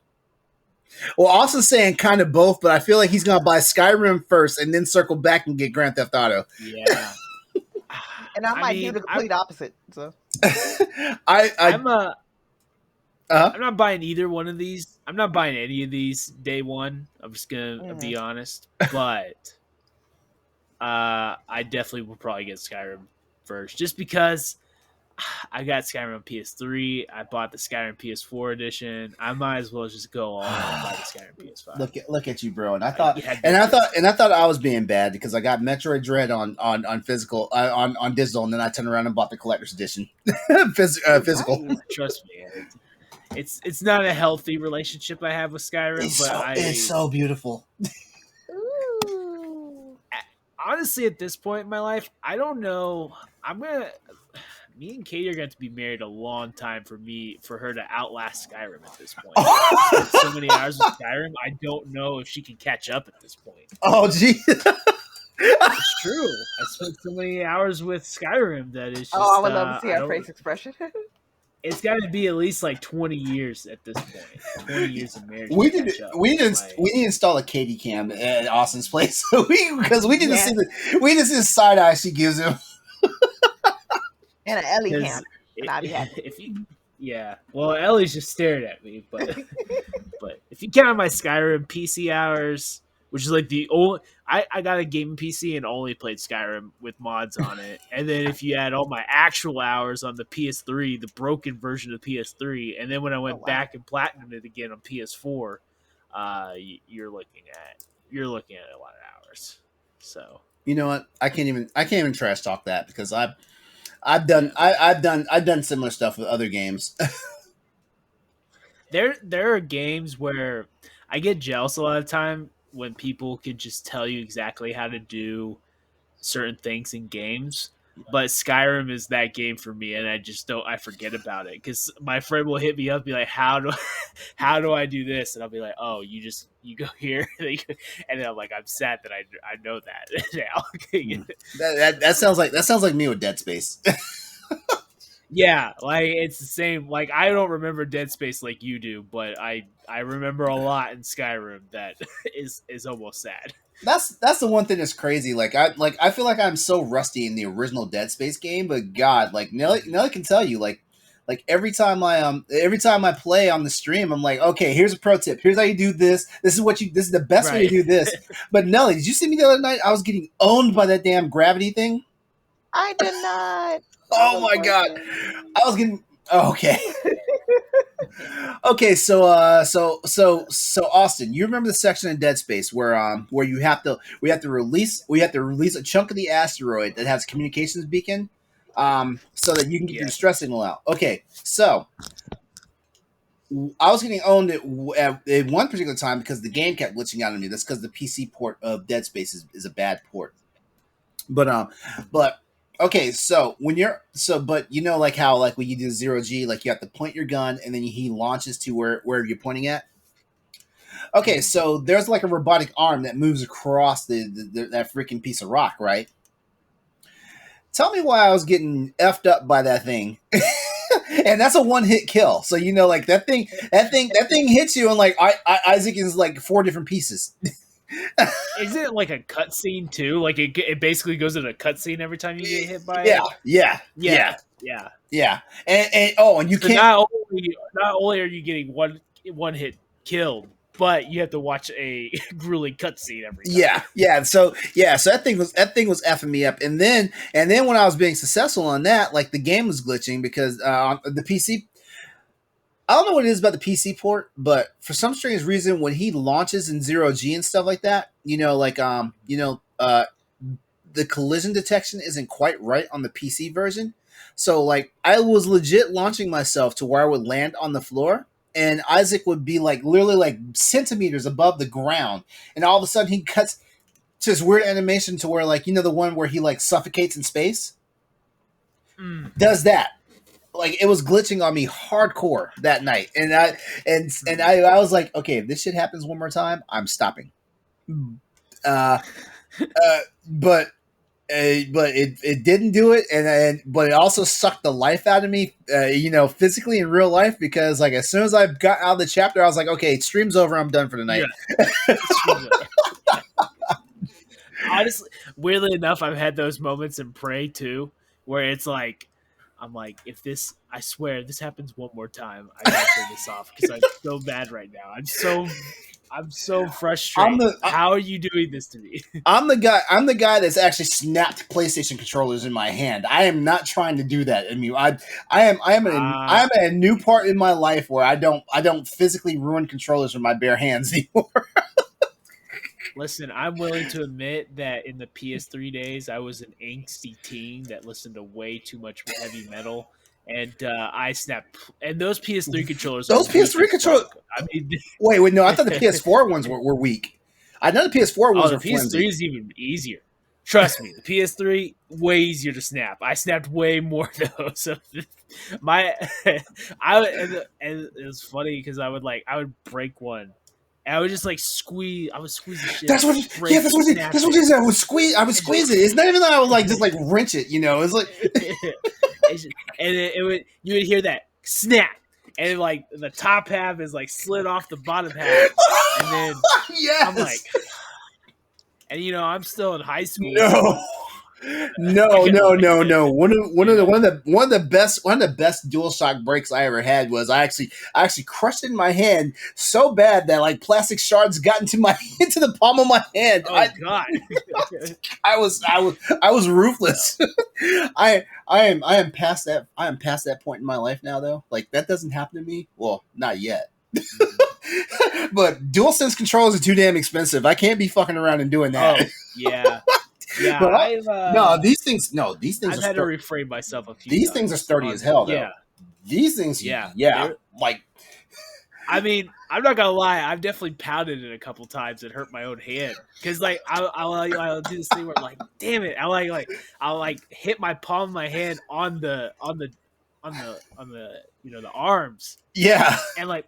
Oh, I'm like, fuck, my hand hurts. Like, it didn't do anything. Yeah, those DualSense controllers, they're sturdy. I will say that. Like, yeah. So good job, Sony. And you know what, Sony, they could have been assholes. They could have made them flimsy as hell and been like, you know what? Yeah, you walk your ass back to the store and spend $70 on our controllers. They could have done that to us. Yeah, no, the DualSense is like a leapfrog at this point. You can chuck it across the room and you'd be all right. Yeah. You're right? All right. The final question to round this out. Is the Grand Theft Auto Trilogy going to keep the momentum going for re-releases? Or will sales finally make Rockstar realize it's time to get their asses to work on GTA 6? I mean, hopefully. Hopefully he gets them to GTA 6, but hopefully he gets them to Bully 2 or Bully Remastered. So I actually don't know if I want this to succeed or not, honestly. You know what? Because if it succeeds, maybe we get Red Dead Remastered, maybe we get Bully Remastered. If it doesn't succeed, well, we're getting GTA 6 and GTA 5 online for the rest of our lives. So. Yeah. Well, you know what? I feel like Rockstar is going to take so damn long to give us our Bully sequel that modders and devs are going to just basically basically they're going to redo Bully on their own. Yeah. And I'll wait. I haven't played Bully on PC. I bet there's some great mods for Bully on PC. Let's look real fast. let's look real fast, because if there are, like, I might just be getting Bully for PC. I'm sure you could get it for like $5 on Steam at this point. Oh my god, there are mods. There are mods. There's only 4 mods, but there are mods. Oh boy. A 4K upscaled. Oh my. Uh oh. And I think Bully's cheap as hell on PC. I think it's like $10. Yeah. Yo. This might be a thing. All right. All right. Why have I not thought about this before? Why have I not thought about Bully mods? That'd be a great game to beat. Okay. We need to hurry and move on to the next topic. But Austin, remember Bully, like when you get into the fights and he would do the freaking DDT tackle on the kids.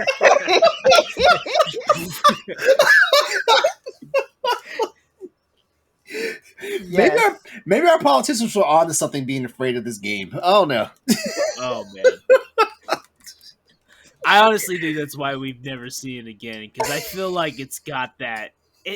I feel like it has that same cult following that Red Dead does too. Like I feel like Red Dead and Bully both have that love for it. It's just cowboys are a lot easier to get by than kids in high school beating the shit out of each other.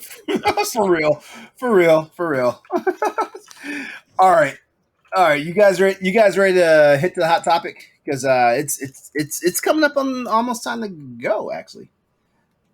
Yeah, let's do it. All right, sweet. All right, so actually, we had no questions from the audience. I feel like that's because we just slack and don't ask questions. If you guys, I need to get better at that. I'm be honest. So if you guys are, if you got to everyone's listening or checking us out live right now, if you want us to read your question on the show, tweet us at ps_crossroads or email us at crossroadspspod@gmail.com or hit us up on the Boss Rush Discord.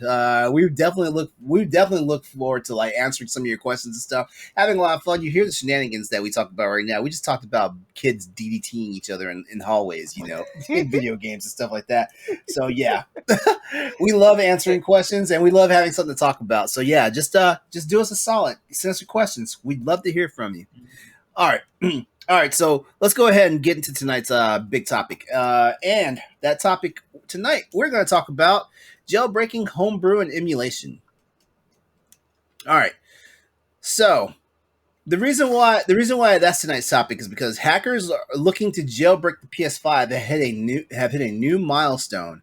I've heard of this group actually.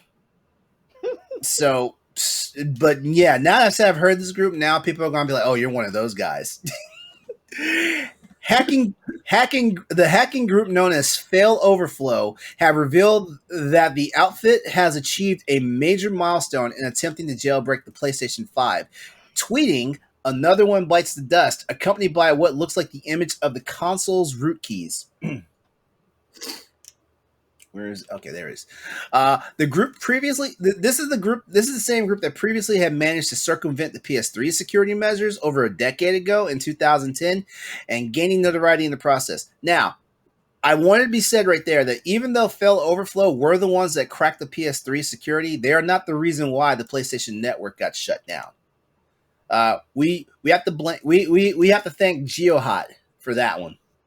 And GeoHot almost went to prison, but Sony decided to give him a job. So thank you very much, bro. Hey. All right. Anyway, going back to this.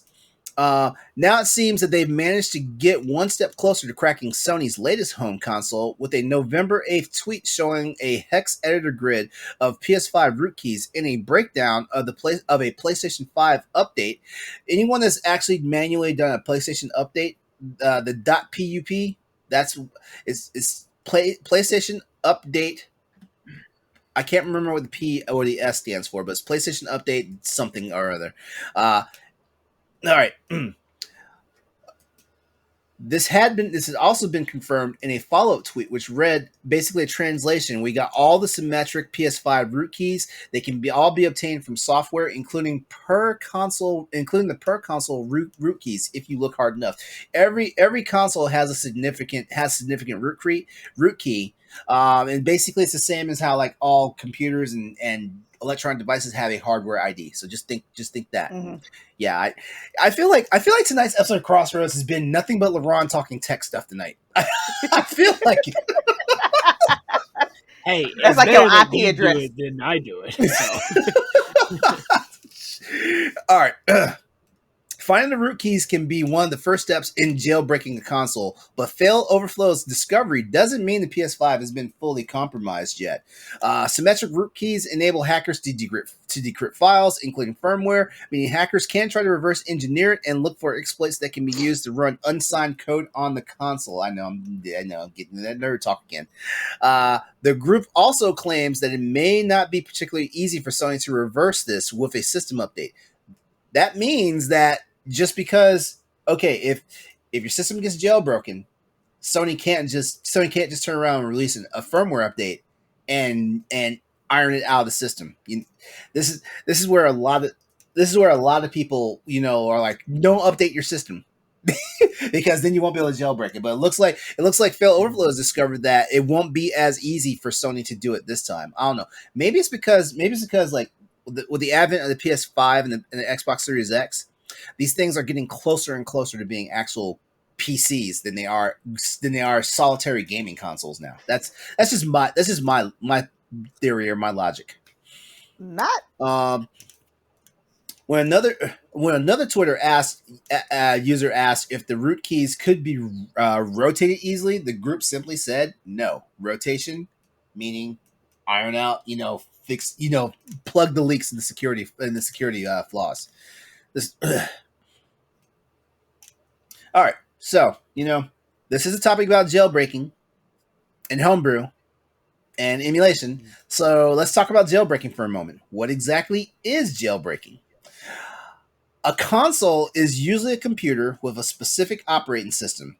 Unlike a PC, you can't do everything you want with in the programs that you are using. That's because like everything, like when we look at stuff outside of a PC, and I'm saying specifically stuff outside of Microsoft Windows, outside of Linux, and outside of Mac OS. When you look at that, they usually have their own unified operating system. This is why, for example, even though we have Mac OS, like iPhones and iPads run on iOS and stuff like that. That's a good example. Every phone that's not iOS is running on Android for the most part. You can't do everything you want with the programs you're using. It's like the console is a box, or think of it as a jail, and hacking it so that you can run other non-approved programs by the console manufacturer would be like breaking out of the jail. Jailbreaking.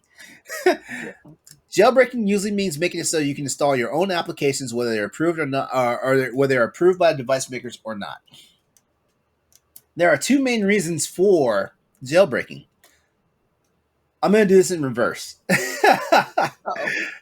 The first reason is to run a package manager commonly referred to as homebrew, which was, crazily enough, originally created for Mac OS. Homebrew can be ran on Windows, Linux, and the Windows subsystem for Linux as well.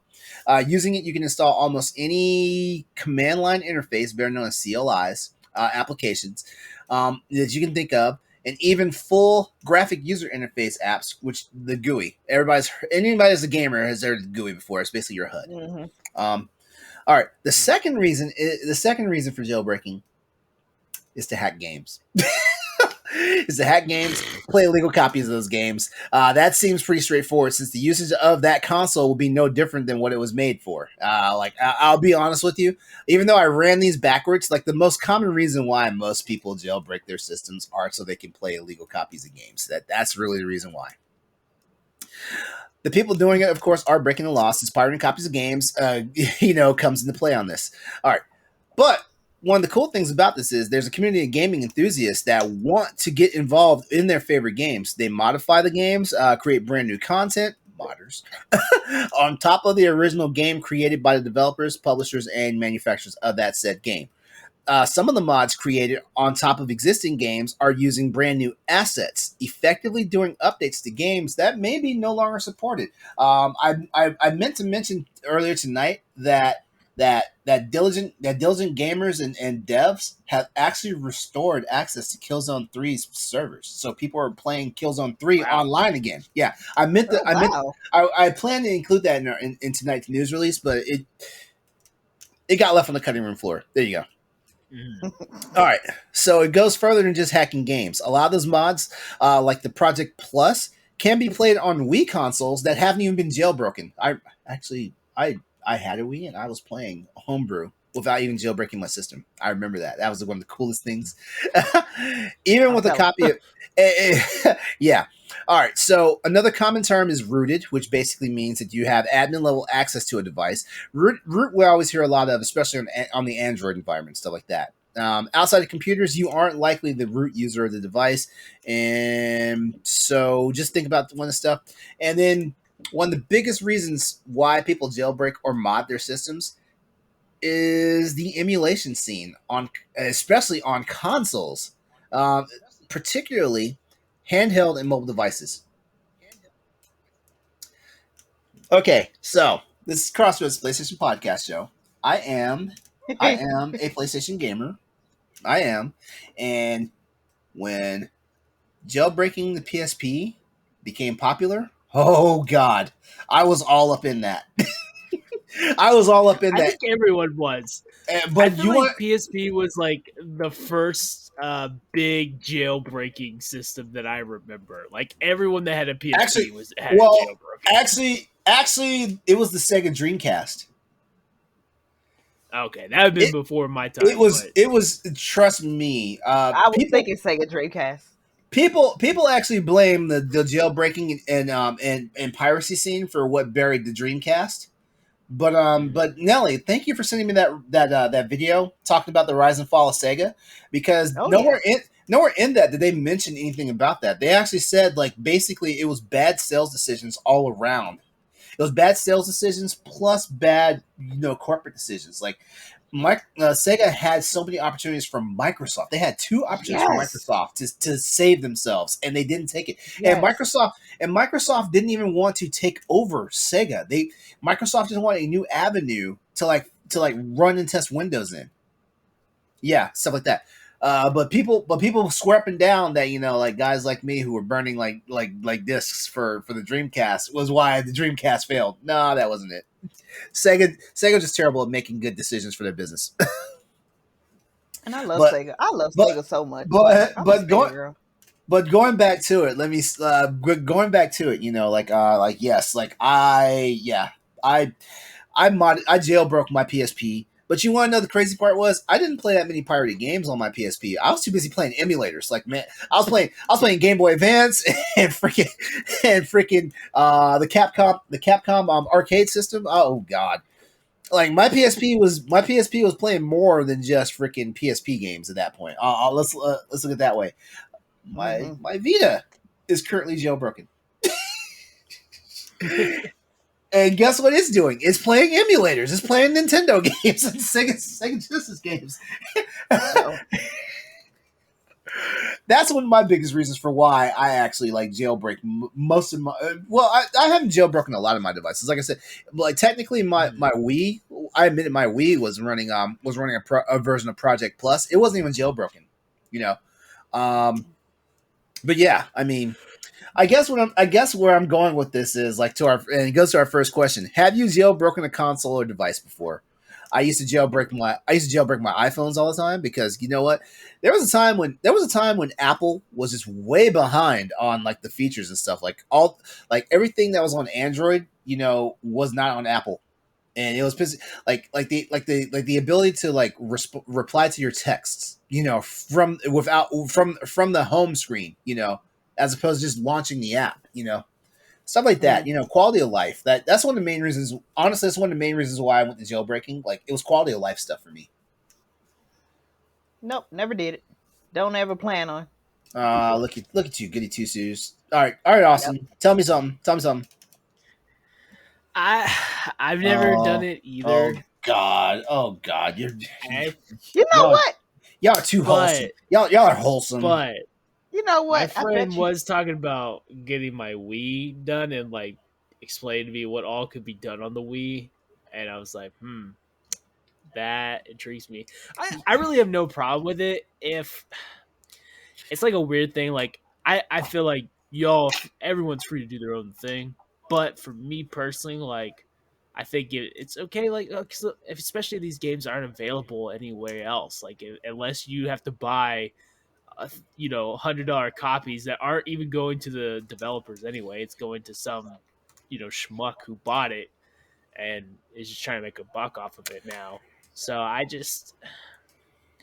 feel like if you can't download it, like if it's not able, like Capcom arcade games, they're like everywhere. Or like if you're like if you're jailbreaking your system so you can play Pac-Man when you can buy Pac-Man on every system, or Tetris or whatever, I feel like that's kind of a shitty thing to do.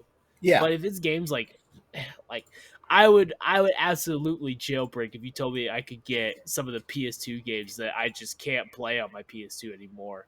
Not because they're the blue disc, Like I would jailbreak for those because I own the games. Why? And the only reason why I can't play is because some faulty thing with my PS2. So it's just I don't know. What if I told you it's could? Weird. All of them. Austin, I know all the repositories for all. So, but I've never been one. I'm not computer savvy enough to do it on my own. Well, okay. But if someone were to give me a jailbroken item, I would. One of the guys right now, like he hasn't said anything. He's just lurking right now. But one of the guys is actually in the in the viewers right now. He knew me back in those days when I was all up in it. I've had a modded PS2. I've had a modded PS1. Zoomy, are you Zoomy on the? It's not Zoomy.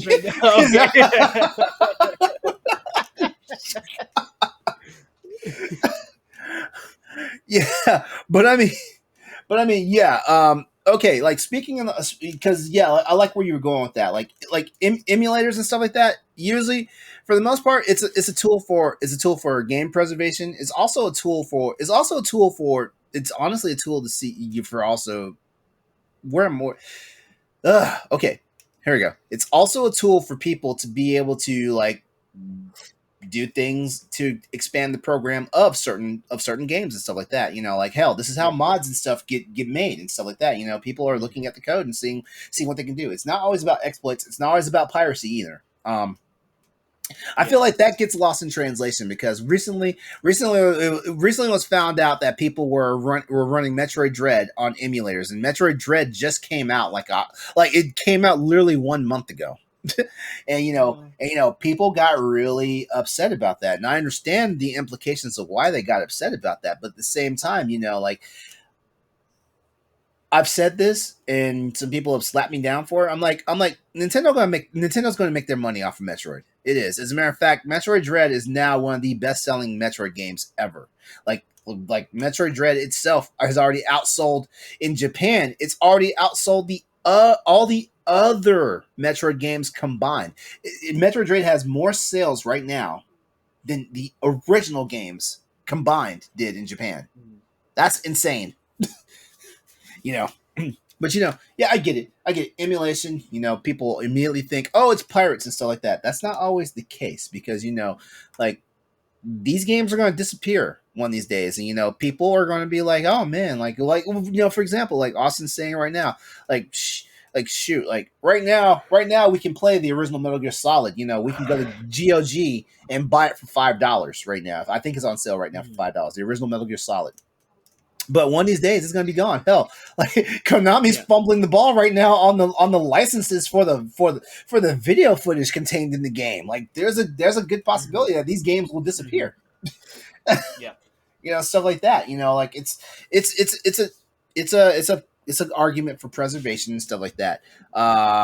So you guys, so I feel like the degenerate now because I'm the only person here right now. And I know for sure Chris would also say, actually, I don't know. I think Chris might have, I gotta ask Chris. I think Chris told me at one point he modded one of the PlayStation Minis. The ones that were on the market a few years ago. They came with like 25 games. Oh yeah. Yeah, like that's that's jailbreaking. Yeah. You know, adding more PS1 games, you know, to them. That's jailbreaking and stuff like that. All right, so now that I feel like a criminal, thank you guys. Like Mm-mm. somebody could have at least said, "Yeah, I've done something," you know. But whatever. Well, I mean, if it makes you feel better, when I was in junior high school, I tore the shit out of music all the time, because I couldn't afford all the CDs I wanted to listen to, and then so. But Yeah, now I feel I definitely don't like doing it for musicians, because musicians don't make a lot of money, they especially with the don't. streaming age now. Yeah. So I am all in for trying to buy, merch or whatever, Mm-hmm. CDs or vinyl or whatever from artists that I love, and so Yep. and streaming, and if it's got to be that way, I might as well pay Spotify, or whatever. So Yep. uh, Here we go. back in the day, Here we go. yeah, Phantom NXS. Thank you, Phantom NSX. I know who you are. I'm not gonna say your name though. Thank you. In the chat right now, both my NES and SNES Mini have over 100 games on them. Thank you. okay. We need to have a discussion later. We need to have a discussion later about that, because I have a PS1 Mini, and I've Dude, thought about. dude, I can help you. Okay, what's sad about the PS1 Mini? It's a Raspberry Pi device. Those things are you can build one of Oh, those it's things. that's why I don't feel bad about doing it on that thing, because it's honestly, I got it because it was like the nostalgia of the PS1, my like first console and everything. And I was like, man, this is a piece of shit. Like, it just nothing plays well on it. I'm like, I wouldn't feel bad about doing anything to this thing. Yeah. Okay, so here's a question for you guys, and this will be the final question on this, and then we're gonna wrap up the show. Do you feel that using homebrew should be considered illegal?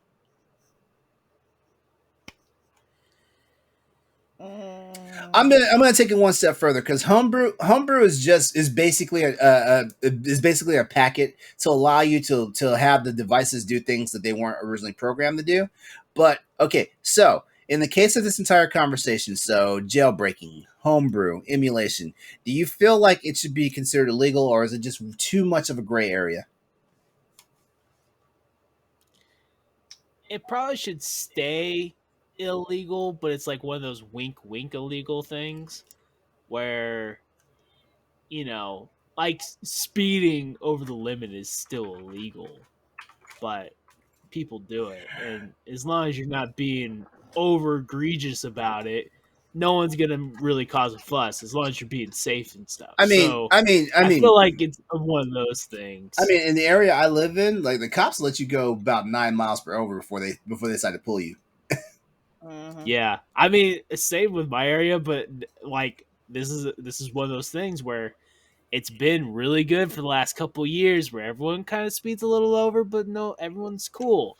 Well, people started getting crazy about it, and now the cops are starting to pull everyone over. Yep. So it's just one of those things where be responsible about it. Don't, and remember, if you could, like, if you were like, you know stealing brand new games like Metroid Dread, I think that's a little shitty. I Mm-hmm. think that's a little shitty thing to Agreed. do. But if you're trying to, like, hey man, I have no way to play, Metroid Fusion. I'm just throwing that game out there. But I have no way to play it, and the only way I can get it is by this way or whatever. Shit, Then, right? Shit, right now the only way you can play is buy a Wii U and get the virtual console. so yeah, I mean, and then so you're already paying. You're not getting a Wii U from Nintendo. You're not buying. Well, I guess the console store is still open, so I guess you could still get Nintendo your money that way. But again, it's if you buy a Wii U console, it's not giving money to Nintendo. You're giving money to someone else at that point. Yeah, So, yeah. but I get what you're saying though. Like there should be a checks and balances. Like I get what you're saying. Like it should yeah, still be illegal, but at the same time, it should be like yeah, wink, wink, nudge, nudge. I like that. right. Like, just don't get too cocky about it. Yep. But here's my thing, LeRon. Here's the real question: can I play Bloody Roar on a modded? Yes. Ooh. Yeah, dude. I think then we definitely need to talk about this. You know what? I need to shut. I need to shut before the podcast gets shut down. I need to shut up.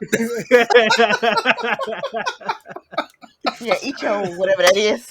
Beef jerky.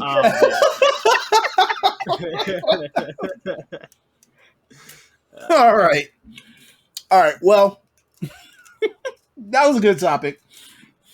I can literally hear the gears in Austin's head turning right now.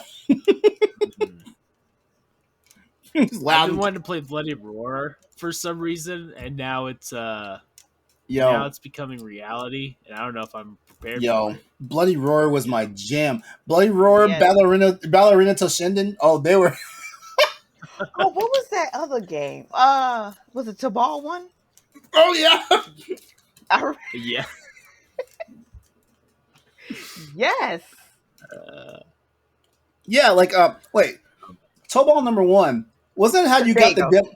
Wasn't that how you got the demo for Final Fantasy VIII? Oh, you know what? I don't know. I'm about to. You know what? Right after this, I'm about to watch some gameplay of that. Oh yeah. All right. It's already set up. All right, everyone. That's our show for tonight. As always, we'd like to give a big thanks to you for tuning in to Crossroads PlayStation Podcast, as well as just being troopers, like sticking with us, because sometimes like we get off on some tangents, and we appreciate you guys. Before we head out, here's how you can connect with the crew. Nellie, plug yourself. All right, you can find me on Twitter at Planet Nellie. Nellie is spelled N3 LLIE. And you can find me on Twitch at times under Brettface_87. All right. Austin. You can find me at PlayStation on Twitter.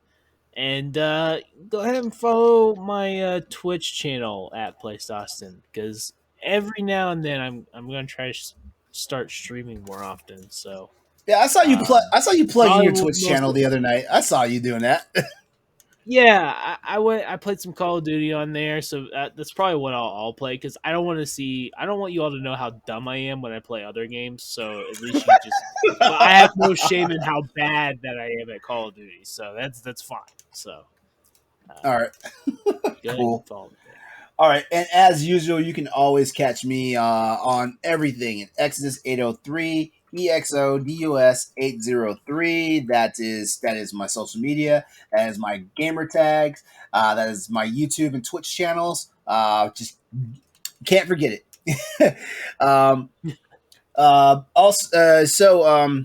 Before we head out, here goes some cool things you may want to check out over at bossrush.net. Number 1, Corey, Jesse, and Stoy are joined by Stephanie Klimov this week. Why did I blank out just now on that? Are joined by Stephanie Klimov this week for episode 162 of the Arsenal X podcast to talk about Sega and Microsoft's partnership. And you know what? Since we're talking about Stephanie, we'd like to urge you to check out her review of Marvel's Guardians of the Galaxy, available over on bossrush.net right now. Also, please take a moment to get to know Christy Edgar, the founder of From Pen to Paper Studios, as she's featured in the latest episode of 1v1 with our very own Celeste Roberts. Don't forget, head over to bossrush.net to check out more editorials and shows from our ever-growing family of creators and contributors. If you'd like to talk about games, media, sports, food, and much more, why not join our Discord, simply known as the Boss Rush Discord? And guess what? There's even a Crossroads PlayStation Podcast server on the Discord, just for you fans. As always, you can chat with us and keep the conversation going by hitting us up on Twitter at PS_Crossroads to dish on more news, events, and topics while we're getting ready for the next installment of Crossroads. We will be back here next week.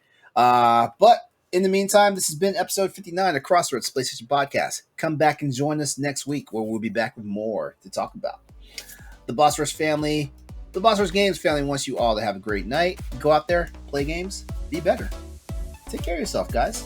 We love you. Have a good night. We'll see you next week. Goodbye. See ya.